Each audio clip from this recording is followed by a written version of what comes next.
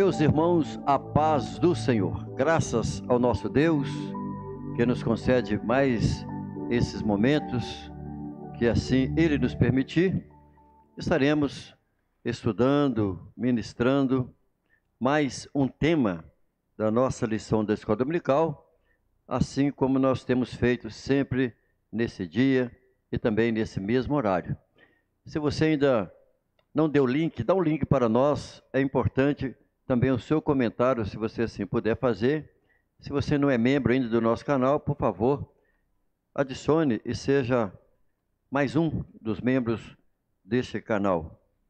Muito bem, estamos no nosso terceiro trimestre desse ano de 2021 e estamos estudando aí o tema geral sobre o plano de Deus para Israel em meio à infidelidade daquela nação. Nós estamos estudando esse período sobre as correções e os ensinamentos de Deus no período dos reis de Israel.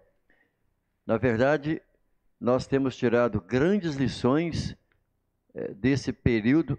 Infelizmente, na maioria deles, os reis tiveram seus problemas muito negativos, mas Deus, pela sua graça também, andou sempre atuando com a sua misericórdia, tentando resgatar e trazer os reis, as pessoas de volta para si.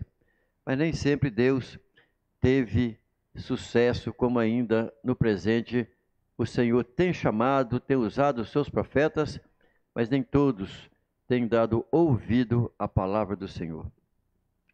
Hoje nós vamos estudar a lição de número 9, e essa nossa lição de número 9, nós vamos estudar sobre o reinado de Joás, do rei Joás. Essa é a lição de número 9, que nós estaremos ministrando a partir de agora. Se você tem a sua Bíblia, por favor, pode abri-la, ou mesmo a revista da Escola Bíblica Dominical, você poderá acompanhar a leitura bíblica que o comentarista nos trouxe. O texto é um pouco longo, e sempre nesses períodos em que nós estudamos sobre história, as histórias de Israel, às vezes os fatos, os episódios passam por uma fase, um período muito longo, então é necessário pelo menos alguns versos, como nós os teremos aqui. Então, por favor, acompanhe comigo a leitura do texto. Diz assim, em 2 Reis, capítulo 11, dos versos 1 ao verso de número 3. Depois nós vamos estudar o capítulo 12 também de 2 Reis, do verso 1 ao verso 5, e posteriormente dos versos 17 ao verso 21. Serão suficientes para se ter uma ideia panorâmica do assunto, do texto que nós vamos lidar. Vendo, pois, Atalia, mãe de Acasias, que o seu filho era morto, levantou-se e destruiu toda a descendência real. Mas Jeozeba, filho do rei Jeorão, irmã de Acasias, tomou a Joás, filho de Acasias, e o furtou dentre os filhos do rei, aos quais matavam, e o pôs a ele e à sua ama na recâmara, e o escondeu de Atalia, e assim não o mataram. E Jeozeba o teve escondido na casa do Senhor 6 anos, e Atalia reinava sobre a terra. No capítulo 12, a partir do verso 1, como está sendo mencionado na sua própria tela. No ano 7º de Jeú, começou a reinar Joás, e 40 anos reinou em Jerusalém. E era o nome de sua mãe Zíbia, de Berseba. E fez Joás o que era reto aos olhos do Senhor todos os dias em que o sacerdote Joiada o dirigia. Tão somente os altos se não tiraram, porque ainda o povo sacrificava e queimava incenso nos altos. E disse Joás aos sacerdotes: todo o dinheiro das coisas santas que se trouxer à casa do Senhor, a saber, o dinheiro daquele que passa o arrolamento, o dinheiro de cada uma das pessoas, segundo a sua avaliação, e todo o dinheiro que trouxer cada um voluntariamente para a casa do Senhor. Os sacerdotes o recebam, cada um dos seus conhecidos, e eles reparem as fendas da casa, segundo toda a fenda que se achar nela. Da casa aqui, a casa do Senhor. Indo para o verso 17. Então subiu Azael, rei da Síria, e pelejou contra Gate e a tomou. Depois, Azael resolveu marchar contra Jerusalém. Porém, Joás, rei de Judá, tomou todas as coisas santas que Josafá e Jeorão e Acasias, seus pais, rei de Judá, consagraram, como também todo o ouro que se achou nos tesouros da casa do Senhor e na casa do rei, e os mandou a Azael, rei da Síria, e este então se retirou de Jerusalém. Ora, o mais dos atos de Joás, e tudo quanto fez mais, porventura, não estão escritos nos livros das crônicas dos reis de Judá? E levantaram-se os seus servos e conspiraram contra ele e feriram Joás na casa de Milo, que desce para Sila, porque Josacar, filho de Simeate, e Josebade, filho de Somer, seus servos, o feriram e morreu. E o sepultaram com seus pais na cidade de Davi. E Amazias, seu filho, reinou em seu lugar. Então são esses os textos para compreensão daquilo que nós vamos tratar num episódio relacionado ao reinado de Joás. A nossa intenção, com o nosso objetivo geral para a nossa aula, com base no conteúdo que nós estaremos abordando, é afirmar que o pecado nos afasta de Deus. Tomamos decisões ruins e nos levam ao desastre.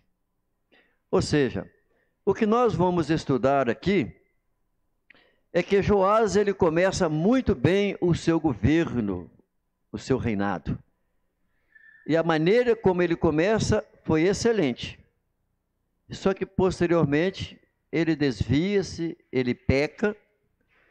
E com isso significa o quê? Que quando ele afasta de Deus, ele tomou decisões que não foram boas para ele, assim como nós acabamos de ler o texto final aqui, a vida dele no final foi um desastre.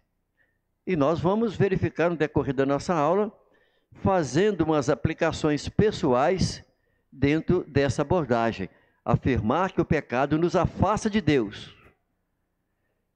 E tomamos, a partir daí, decisões ruins, que não são boas. E elas acabam nos levando ao desastre. Muito bem. A título de introdução, nós vamos verificar que Acasias, com apenas 7 anos de idade, ele começou a reinar debaixo da tutela, da orientação do sacerdote Joiada. Durante os anos em que ele foi orientado pelo sacerdote, ele teve um brilhante reinado, e nesse período que ele teve todo o acompanhamento, a tutela, orientações, e recebia as orientações do sacerdote Joiada, ele fez tudo que era reto ao Senhor, agradou o Senhor, e muitas bênçãos Israel recebeu, enquanto ele obedecia a Deus. Porém, o sacerdote Joiada, que sempre o acompanhou, que orientou, morreu. Isso significando que, a partir da morte de Joiada, Joiás então deixou-se influenciar por maus conselhos. Nós vamos ver isso no texto. Isso denotando que ele, na verdade, não tinha uma forte convicção sobre a fé na pessoa de Deus. Ele não tinha uma convicção firme sobre a vida espiritual. E com isso, ele teve um fim desastroso. Nós vamos verificar isso com os tópicos que nós iremos discutir. Porém, antes de eu iniciar o nosso conteúdo, eu gostaria de fazer uma abordagem, orientação pedagógica, por causa de termos, de palavras, e principalmente no caso aqui, de personagens. Isso porque nós vamos encontrar nomes nesse período histórico que nós vamos estudar, que aconteceu algumas coincidências com nomes de reis no sul que tinha no norte o mesmo nome, ou seja, eram xarás. E isso às vezes, quando nós estamos lendo, faz confusão. Então a minha orientação a respeito disso, porque o leitor, à medida que ele vai lendo, às vezes cria confusão. Então, o que eu quero dizer aqui primeiro? Para uma melhor compreensão quanto aos aspectos históricos que envolvem esse período político de Israel, que será estudado nessa nossa lição de hoje, o que eu sugiro? Eu sugiro que se faça uma leitura, aí a partir de 2 Reis, no capítulo 8, lembrando que nós viemos estudando a respeito do profeta Eliseu. Nós estudamos a respeito de Naamã na aula passada.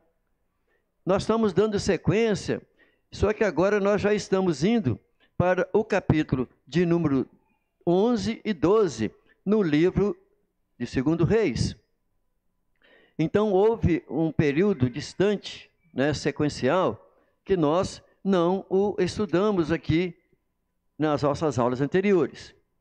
Então, para que o aluno entenda a sequência, por que nós chegamos agora já em Joás, então é preciso um contexto, ou seja, ler o que vem atrás, o que está a priori. Então é isso que eu quero sugerir. Inicie a sua leitura no capítulo 8, do versículo 7 de 2 Reis, e vai lendo até chegar ao capítulo 12, versículo 31, que aí encerra no capítulo 12 todo esse episódio histórico que nós vamos lidar com ele hoje. Para ajudar, para suplementar isso, leia também nos livros das crônicas, 2 Crônicas, o capítulo 21 ao 24. Isto por quê?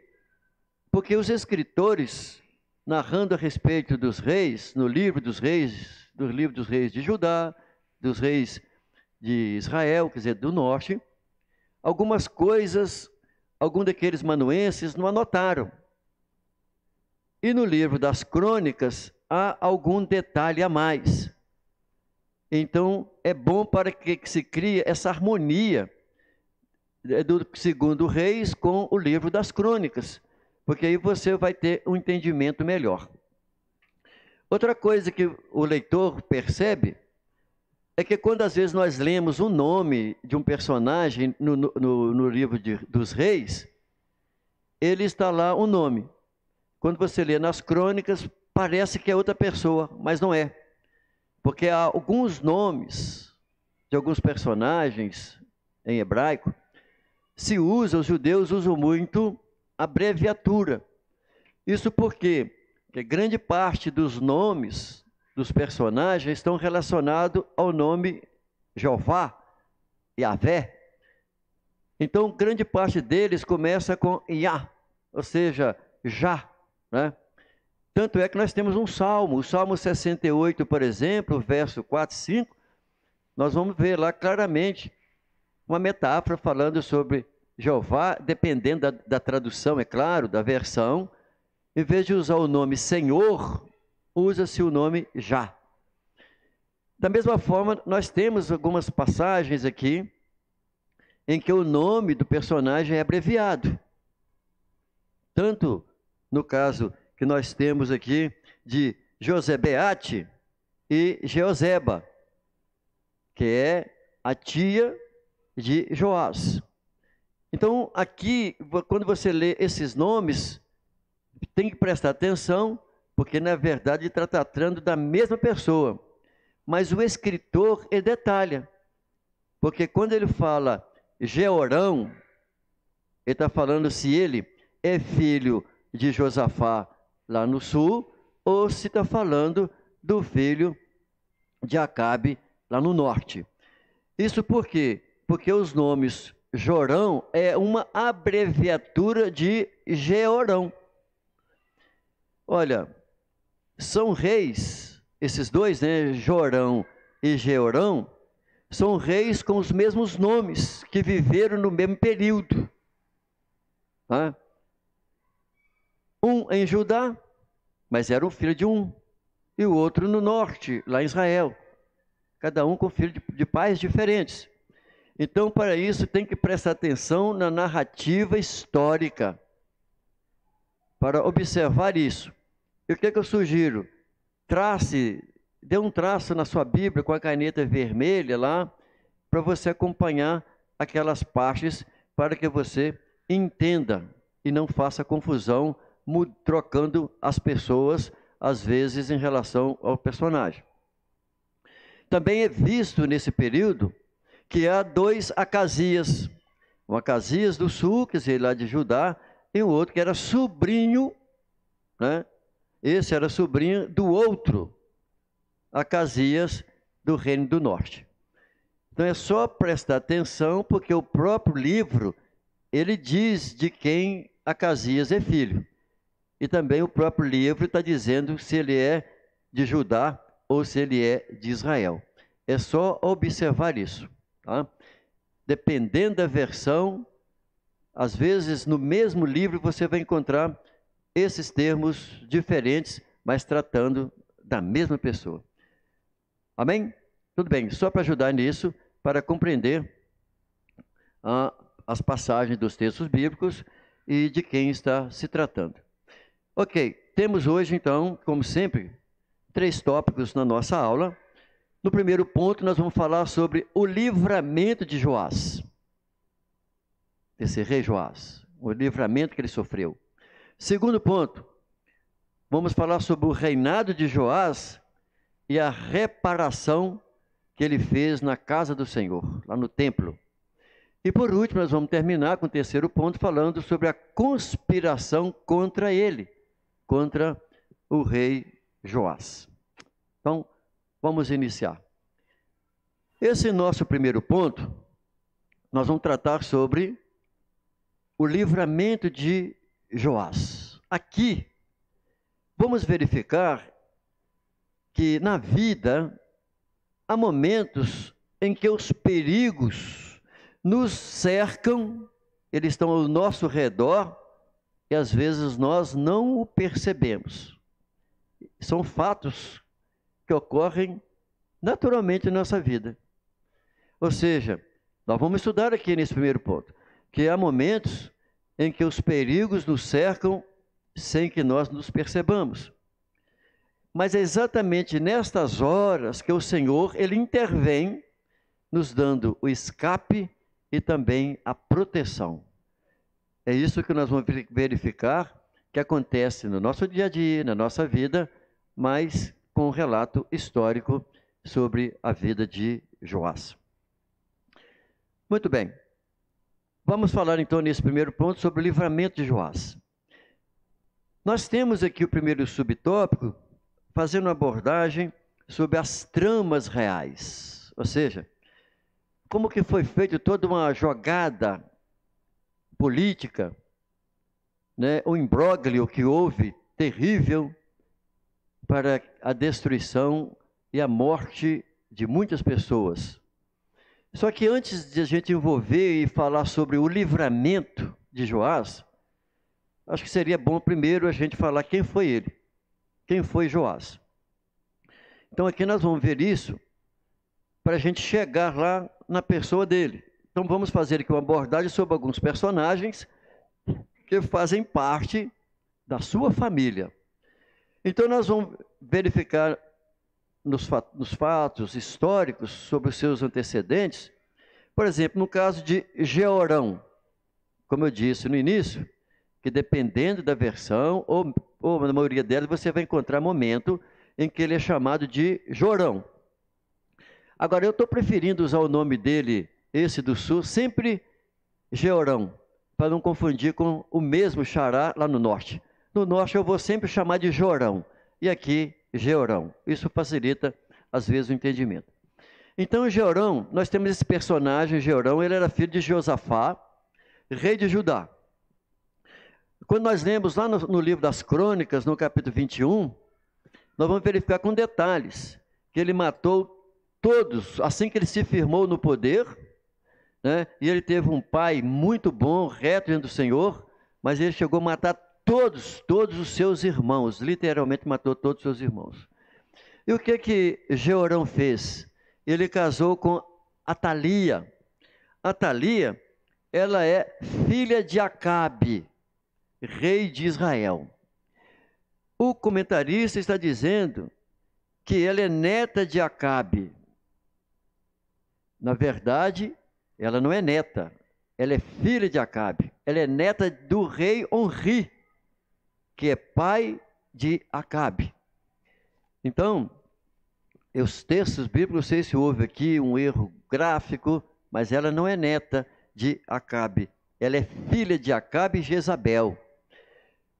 Então, o que acontece? Esse Jorão, filho de Josafá, de Jerusalém, ele casou com Atalia, que é filha de Acabe, e Acabe, aquele rei péssimo, casado com Jezabel. Então esse rei, Jeorão, né, filho de Josafá, certamente, claro, quando ele era solteiro, casou com Atalia. Agora veja, nós temos um outro personagem que é Acasias. Acasias era filho de Jeorão com Atalia. Então, nós temos aqui Acasias, que era filho de Jeorão com Atalia. Prosseguindo, nós temos um outro personagem nessa trama que é muito importante, que Deus o levanta, que é Jeú. Deus, nós já estudamos na aula passada, Deus através de Elias e Eliseu, que ele fosse ungido rei em Israel. E isso acontece nos dias de Eliseu. Então, Jeú, ele é filho de Josafá, mas não é do Josafá, rei de Jerusalém, não. Esse Josafá aqui, que é o pai de Jeú, é apenas um xará do rei do sul. E ele não é de linhagem real. Então, ele era neto de Nissi. Deus usou a Elias, quando lá no Horebe, falando claramente sobre isso, de quem que ele era filho. E depois, nos dias de Eliseu, quando Eliseu manda Geazi ungir a Jeú como rei em Israel, ele era capitão, ele era comandante. Jeú era comandante do exército de quem? De Jorão.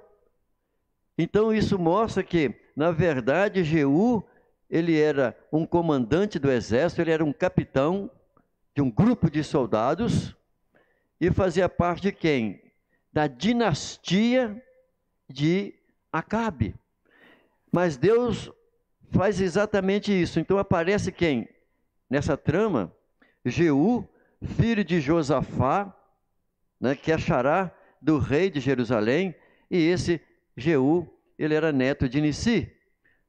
Você vai verificar esses textos claramente, tanto em Reis, quanto lá em 2 Crônicas.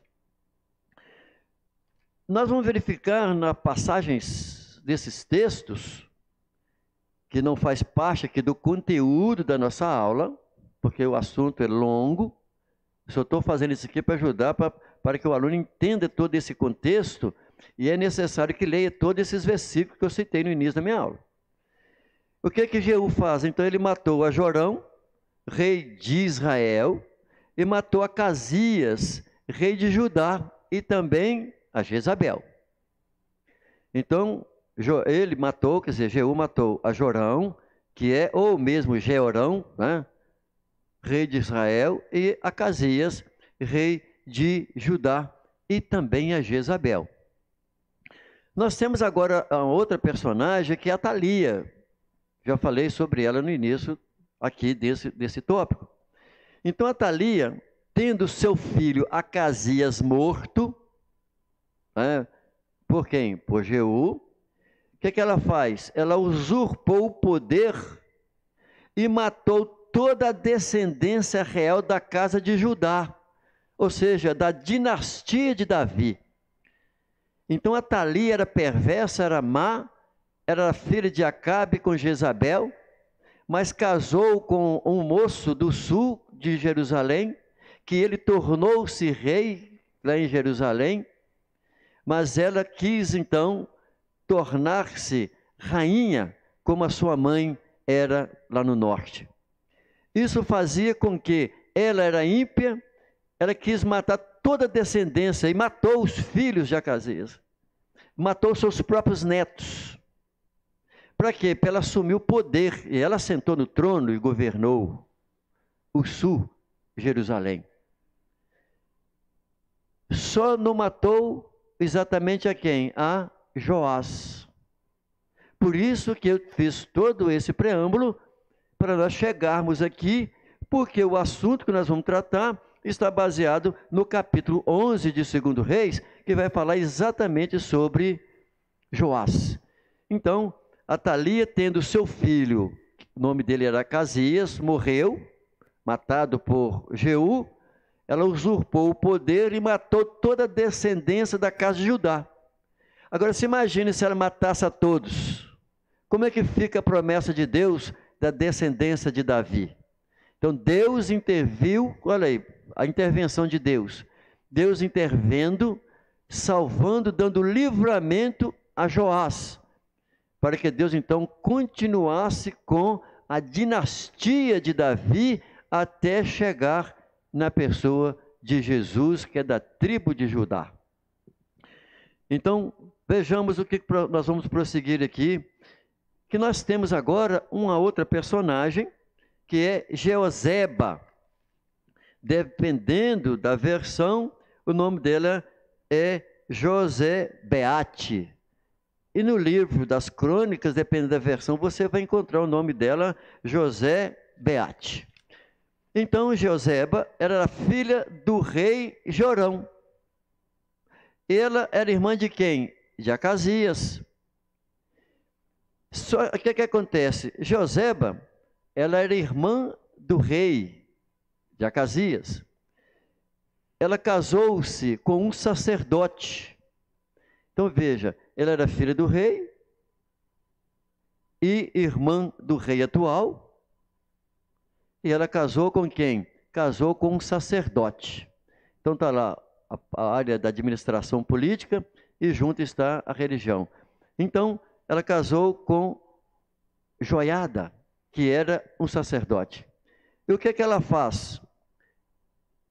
O neném, Joás, filho de Acasias, novinho, ela pega aquele garotinho Joás, junto com a babá, leva para dentro da casa de Deus e esconde o menino, e essa babá vai cuidar do menino.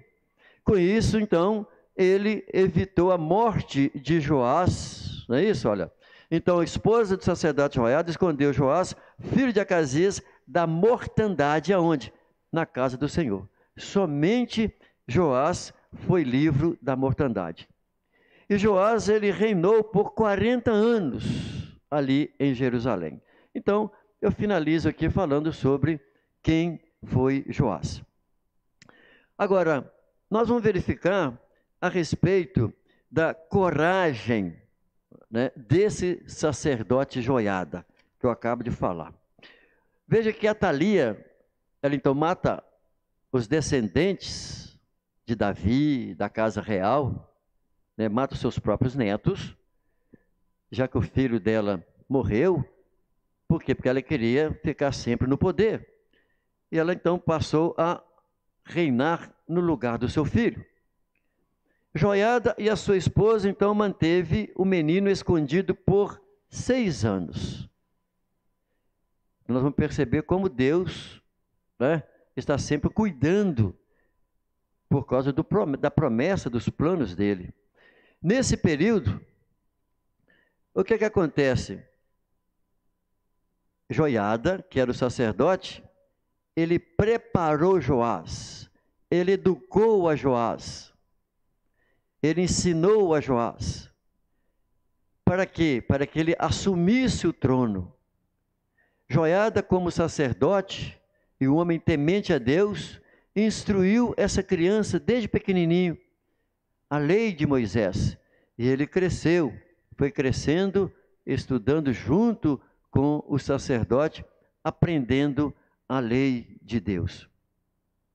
Mas aqui existe um fato interessante, é de que houve uma estratégia da parte de Joiada e também da sua esposa Jeoseba para manter esse garoto, né, Joás, escondido. Então, quando Joás chegou à idade de 7 anos, o que Joiada faz? Ele criou uma estratégia toda, o livro vai detalhar sobre isso, para que ele então pudesse empossar um rei legitimamente. Por quê? Porque Joiada sabia perfeitamente, era um servo do Senhor, sabia das promessas de Deus em manter a luz acesa na casa de Judá. O que ele fez? Ele combinou, quando nós olhamos para o livro de Crônicas, fica mais fácil para entender, porque lá tem mais detalhe. Ele combinou com os capitães, né, com os capitões da guarda, para que ele então pudesse destituir a Atalia do poder.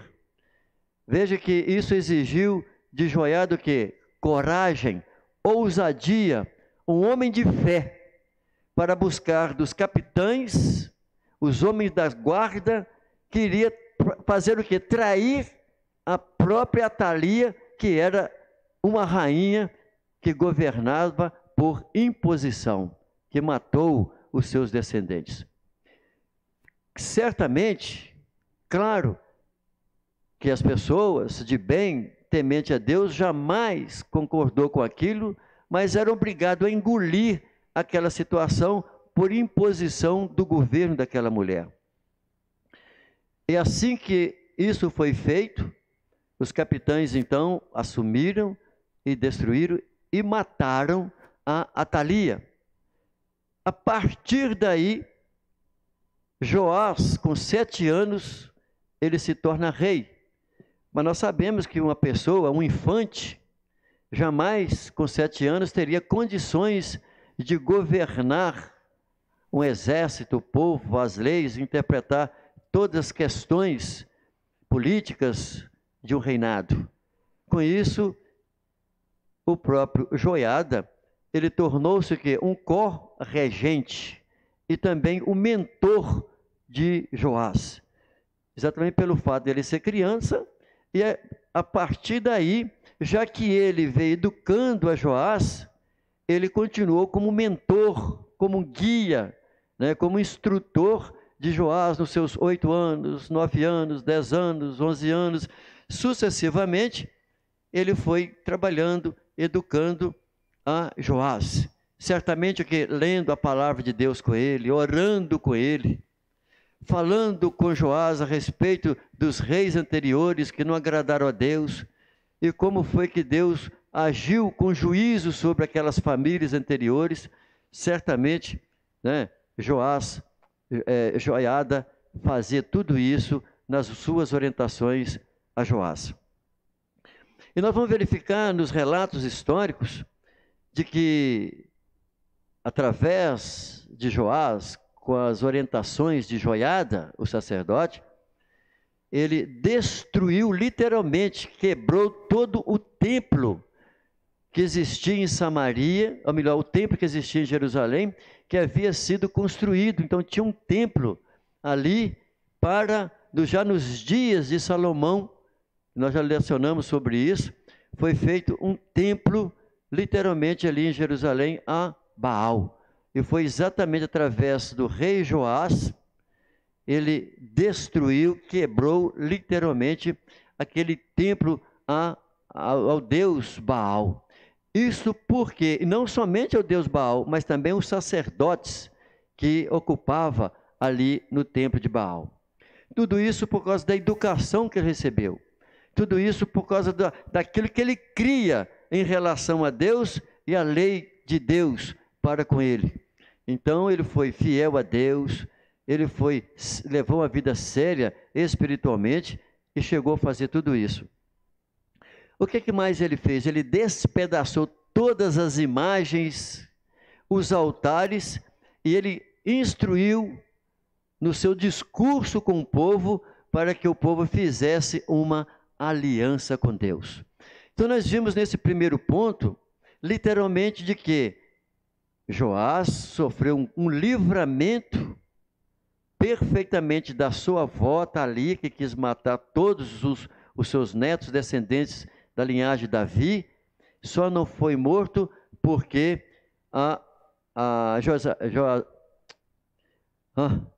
Joseba, esposa do sacerdote, tia do próprio Joás, livrou a Joás desde criança, e ele então, sob a orientação de Joiada, o sacerdote, ele firma-se e faz com que o reino progrida, tudo pelo fato dele ser uma pessoa obediente a Deus até então. Indo para o nosso segundo ponto, nós vamos falar sobre o reinado de Joás e a reparação do templo.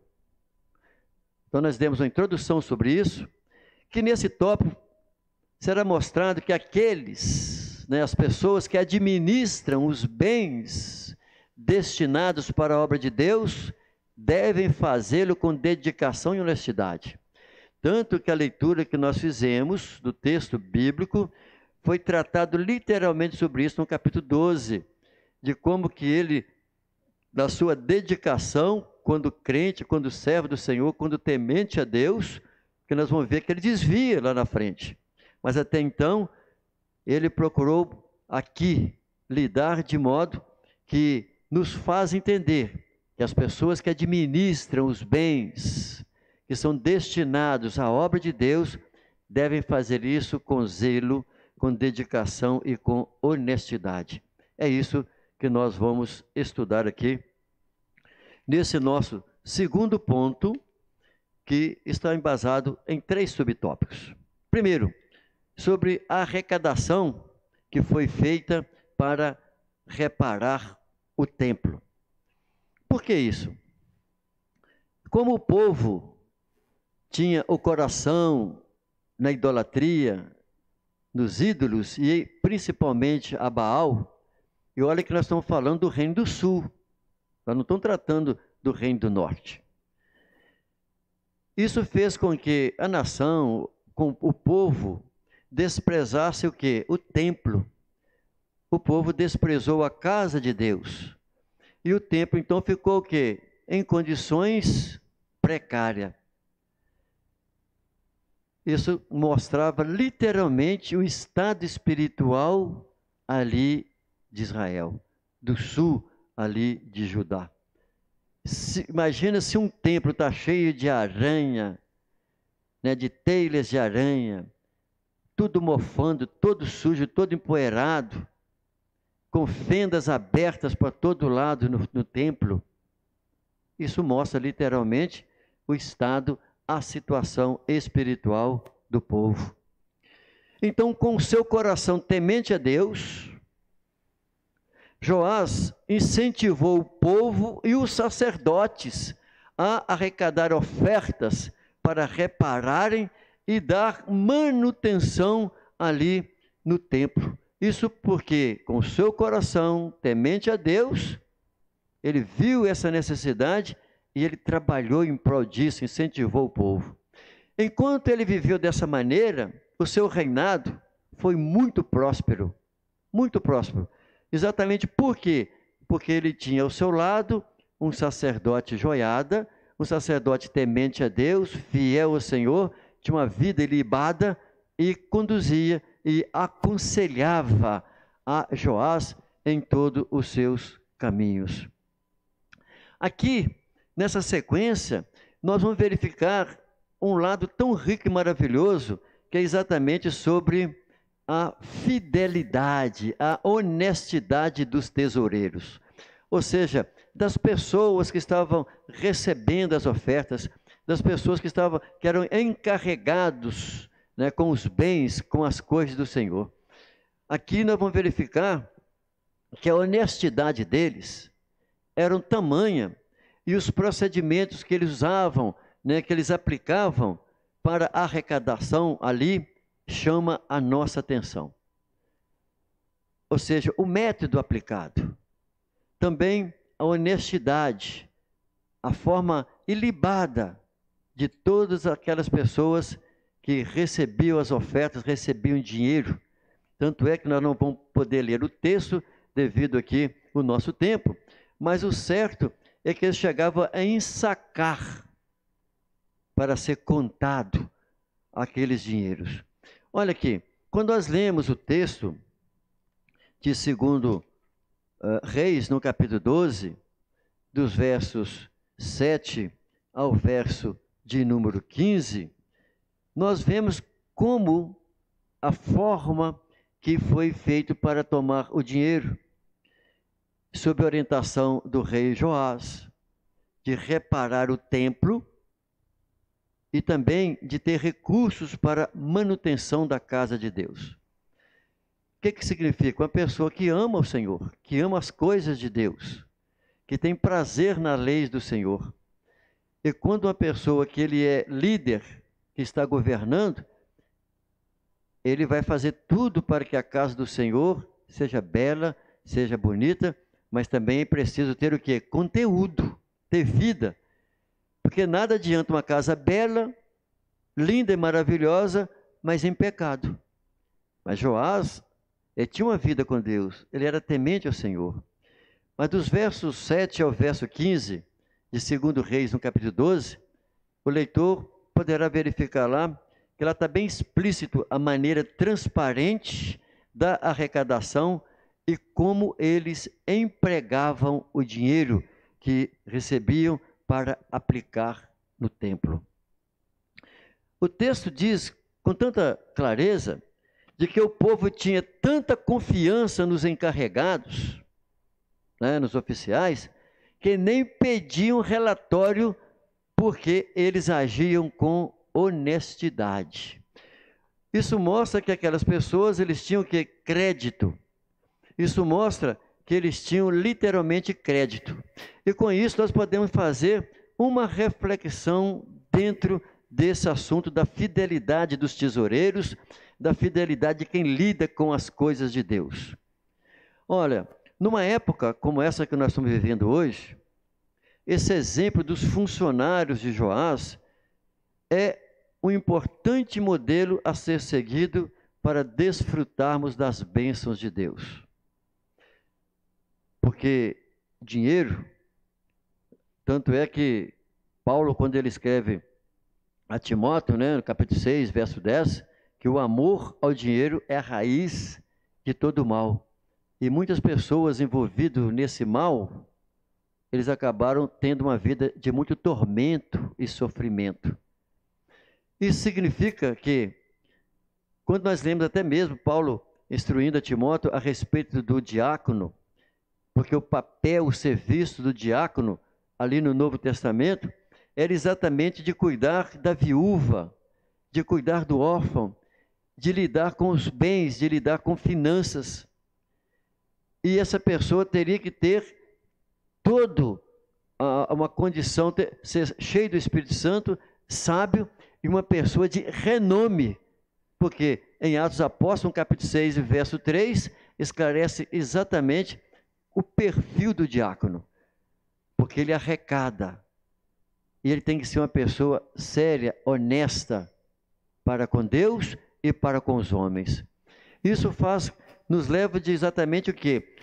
Tudo aquilo que nós lidamos, que não é nosso, nós temos que ter o maior zelo, o maior cuidado.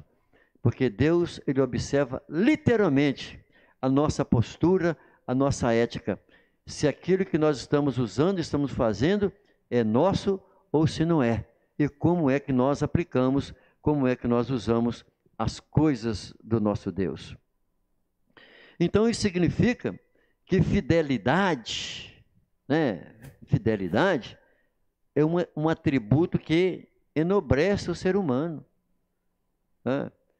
E não importa a quantidade que a pessoa está administrando.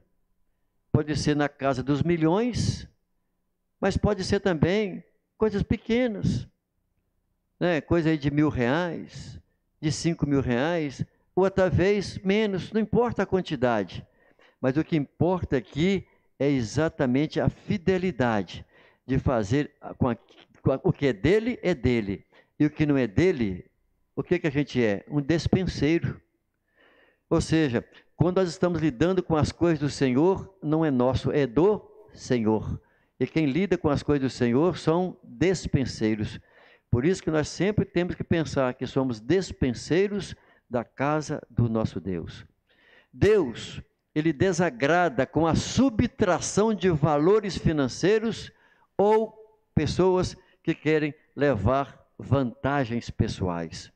Nós temos um texto em Provérbios, no capítulo 3, versos 3 ao 4, que diz assim: não te desamparem a benignidade e a fidelidade.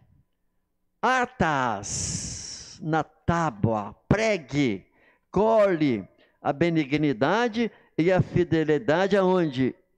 No teu coração.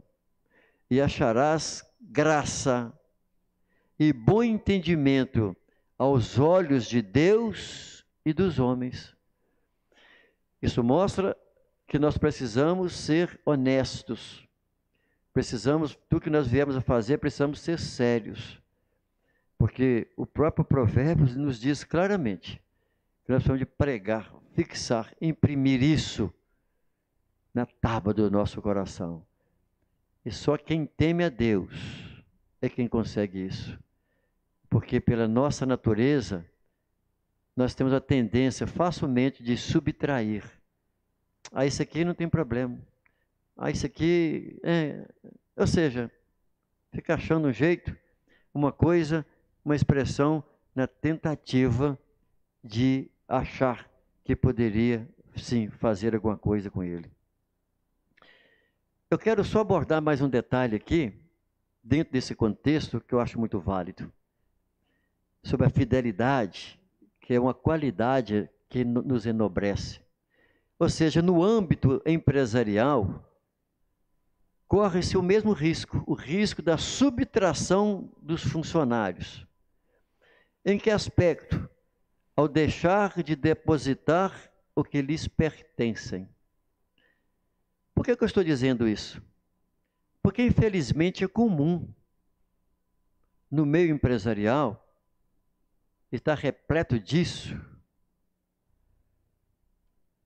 de que, muitas das vezes, o empresário, o patrão, ele que tem que depositar o FGTS, ele tem que depositar o INSS na conta do seu empregado, porque se ele não fizer isso, vai trazer transtorno e problemas para o seu empregado lá na frente.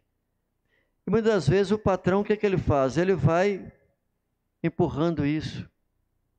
Ou ele deposita só o FGTS, mas não deposita o INSS. Porque muitas vezes ele pensa, vou depositar o FGTS, porque se ele sair da empresa, eu não vou ter problema na hora do acerto, mas deixa o INSS pendente. Por que isso é necessário pensar de que, quando um patrão, ele faz o depósito em relação aos valores equivalentes ao INSS e ao FGTS, é retirado do funcionário um percentual. Então, se eu retiro, que é permitido pela lei, um percentual do funcionário e eu não deposito na conta dele, eu sou um ladrão. Porque além de eu ter que depositar a minha parte, ainda eu retiro do funcionário para depositar. E se eu não deposito o que é dele, na conta dele, ou que seja no INSS ou no FGTS, meu papel é de ladrão. E além disso, eu ainda tenho que colocar a parte que compete a mim como patrão. Quando eu estudava esse texto, eu pensei muito sobre isso. Porque muitas vezes, até o servo do Senhor, não sei, talvez não tenha muita maldade, ou às vezes a pessoa, como eu já ouvi caso, a pessoa, ele é sócio de um outro, mas quem cuida das finanças, quem cuida do tesouro, é o sócio, não ele. E ele não sabia que o seu sócio fazia tal coisa. Mas o erro é dos dois. Por isso que nós, como servos do Senhor, nós precisamos conhecer das leis, dos detalhes e aplicá-lo corretamente. Então fica aqui apenas um adendo sobre isso. Por quê? A honestidade enobrece a alma e traz respeito a quem pratica. Amém? Vamos para o nosso terceiro e último ponto da nossa aula. Eu demorei um pouco para adentrar no conteúdo da minha aula, por causa daquelas orientações pedagógicas que eu fiz no início da minha aula. Estou dizendo isso porque quem está chegando agora poderá voltar e ver o início da nossa aula. Daqui a pouco, quando for encerrada a nossa aula, através do YouTube, verá algumas orientações que eu dei no início da minha aula.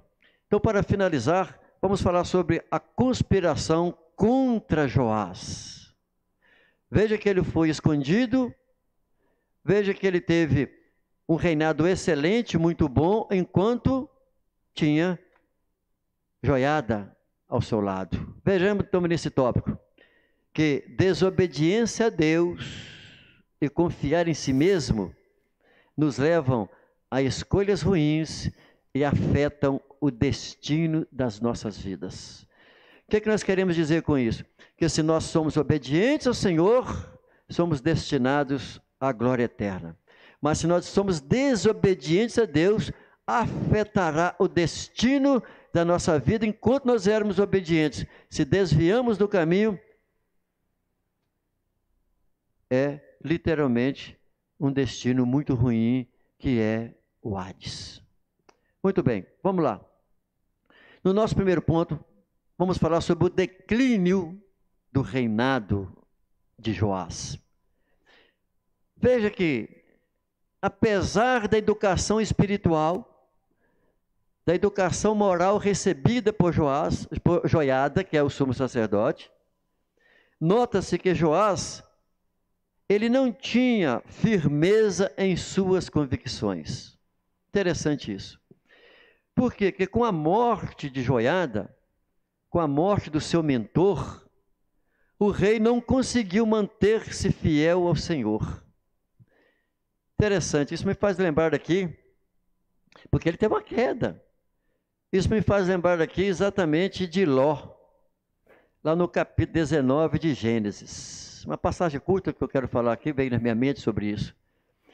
Interessante que enquanto os anjos do Senhor, porque eles avisaram a Ló, a sua esposa, seus filhos, suas filhas, de que Deus iria enviar enxofre e fogo sobre Sodoma e Gomorra, e ia liquidar, matar tudo.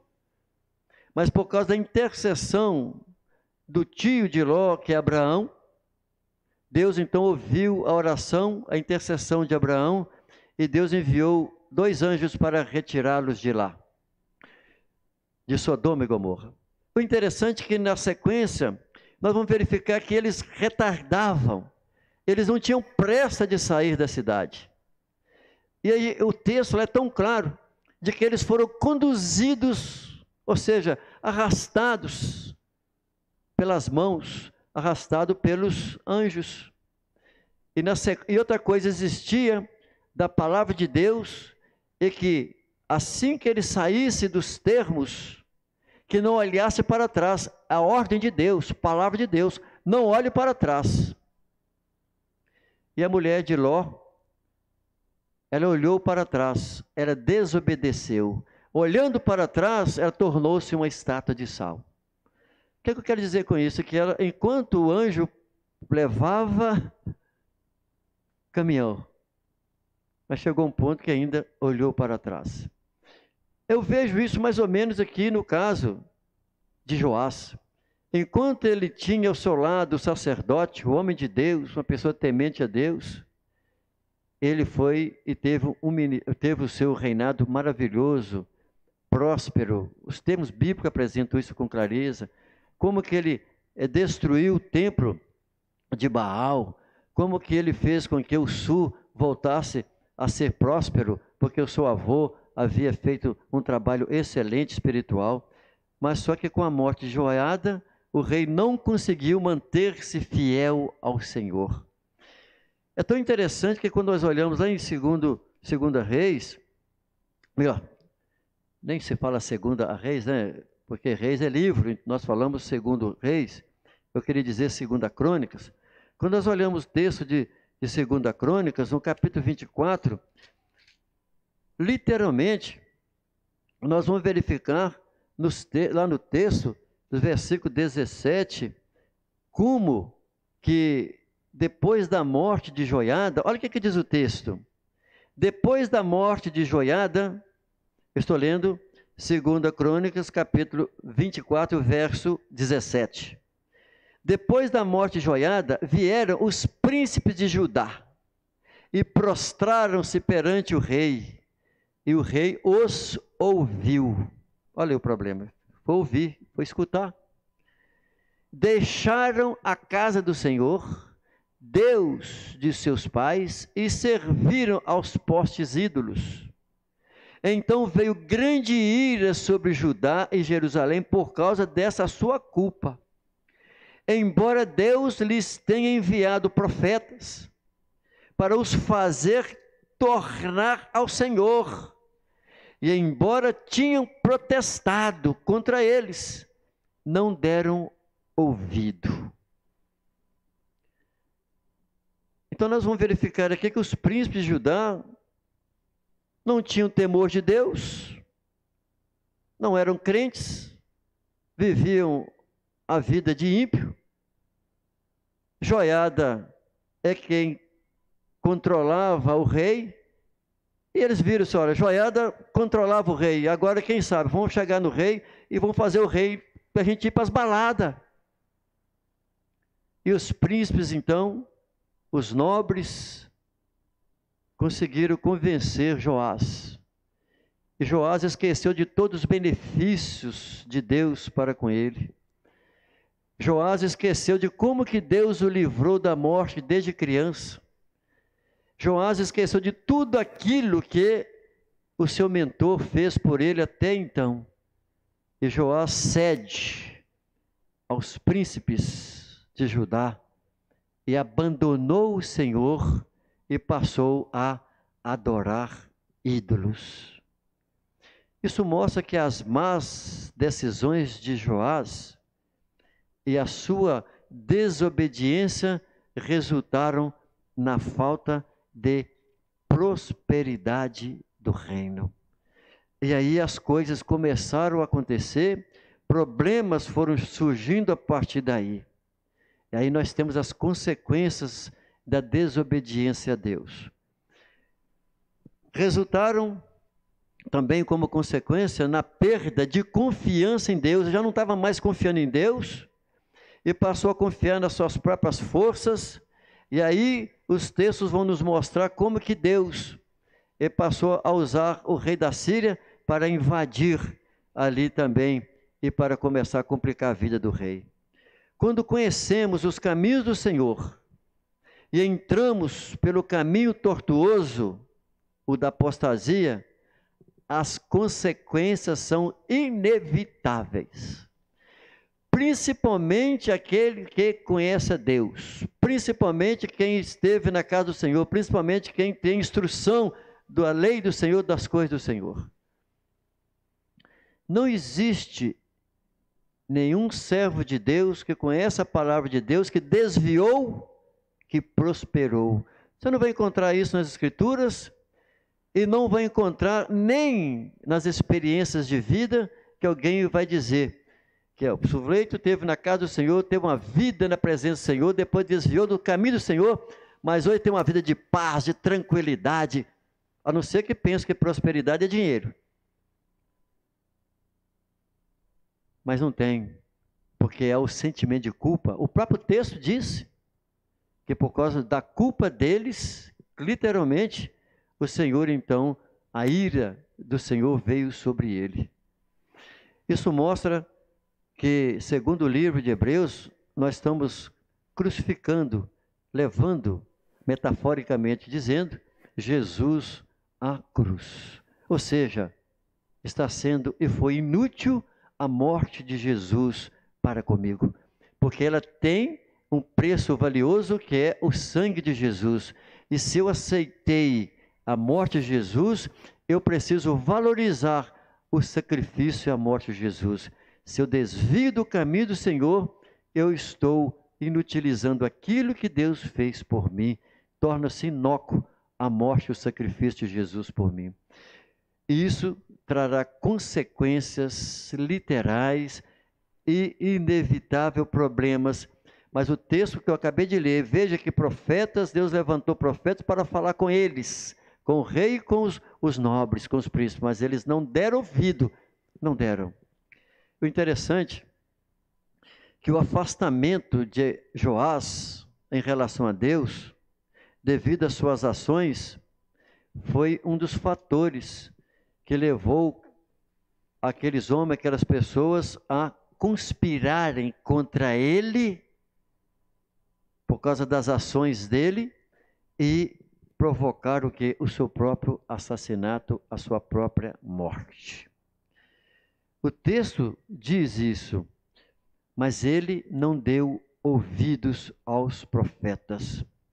Veja que a gente vai entender que a sua capacidade de discernimento ficou prejudicada.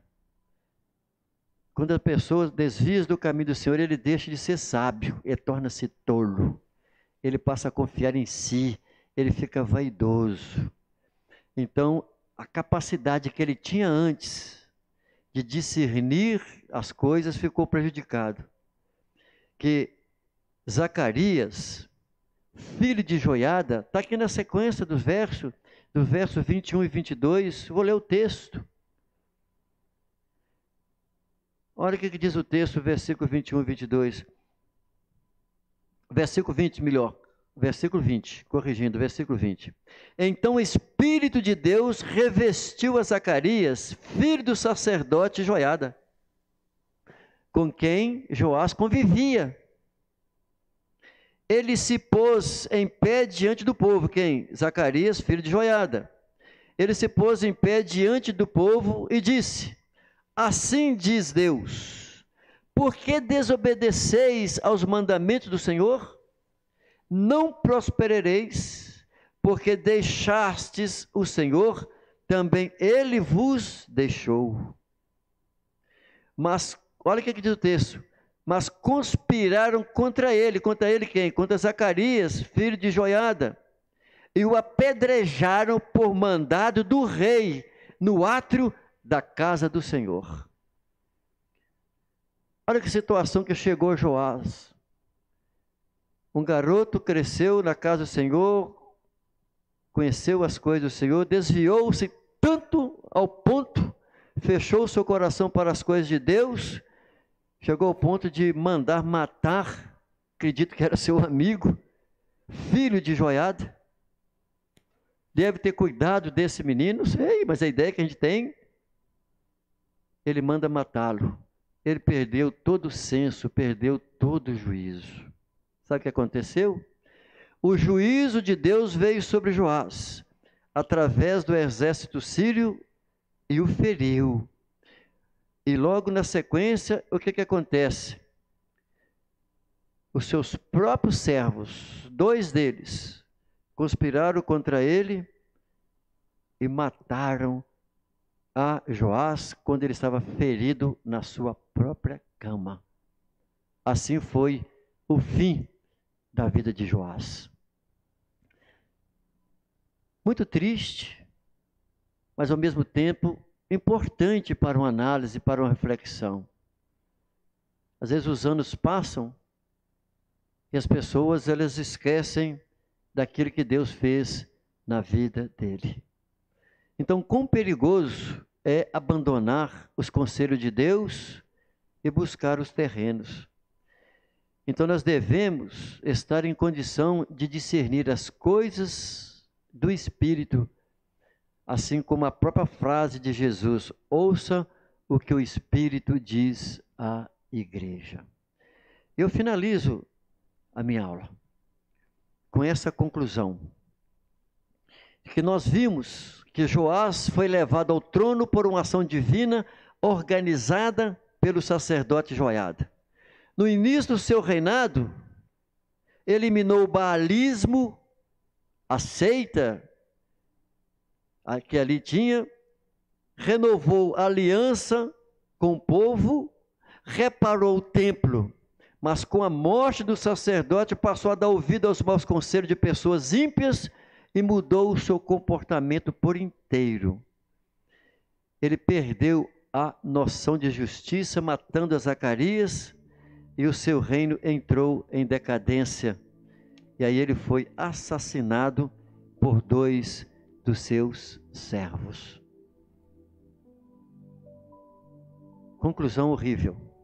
Fechamento horrível.